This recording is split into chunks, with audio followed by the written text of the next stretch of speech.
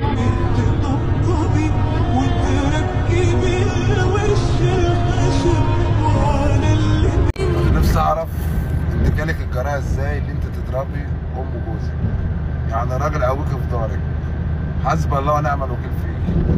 انا يوم ما مراتي تعمل حاجه زي دي اقسم بعز جلاله الله بالنسبه لي ميته، بالنسبه لي مش عايز اشوفها تاني. فحسبي الله ونعم الوكيل، وانت تتحبسي. ولو جوزك ما عملش كده يبقى راجل غلطان، عشان الام ما تعودش. تعالى على اي حاجه في الدنيا قول لامك، دي ست كبيره بتقوم تضربها. يعني انا نفسي اعرف علينا واحد فين، يجي واحد يقول لك ليه انت ما اتجوزتش واحده من عندك من بلدك؟ انا عارف اللي في ناس حلو، بس بالطريقه دي واحده زي دي تتحكم في ميدان عام، تنضرب بشبشب على بقها. انت لو حد جه على امك يا مره تعمل فيها ايه؟ بالنسبه لي ميت.